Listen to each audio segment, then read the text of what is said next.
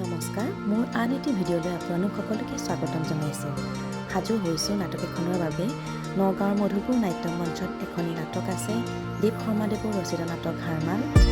যিহেতুকে মই এটি চৰিত্ৰত অভিনয় কৰিছোঁ, গতিকে ইয়াৰ সকলো কাপোৰ কানি লৈ ৰেডি হৈছোঁ মই। আৰু এই নাটকখন পৰিচালনা কৰিছে প্ৰশান্ত শৰ্মাদেৱে। এজন দুজনকৈ দৰ্শক আহি লাহে লাহে অনুষ্ঠান আৰম্ভ হ'ল আৰু এয়া হৈছে মঞ্চৰ উদ্বোধনী অনুষ্ঠান।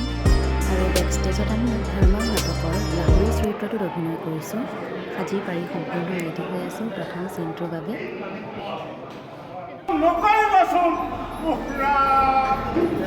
এয়া হৈছে তৰাৰ চৰিত্ৰত অভিনয় কৰা অভিনেত্ৰী সুস্মিতা শইকীয়া।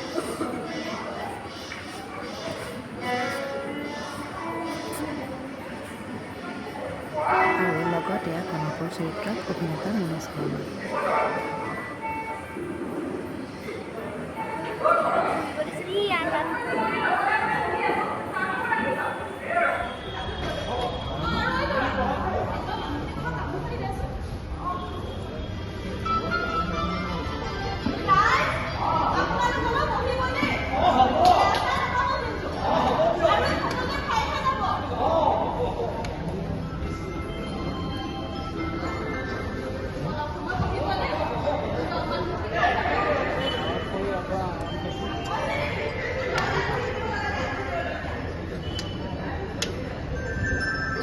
মোৰ লগতে এইজন হৈছে আমাৰ নাটকৰ ডাইৰেক্টৰ প্ৰশান্ত শৰ্মা।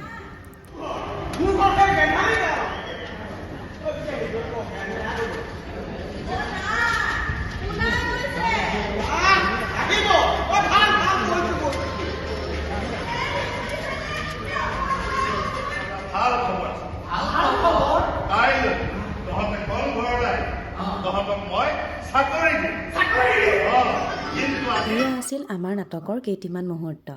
আৰু নাটক শেষ কৰি আমি সকলোৱে ফটো উঠিলোঁ। নাটক কৰিম আৰু ফটো নুঠিম, সেইটোতো হ'বই নোৱাৰে।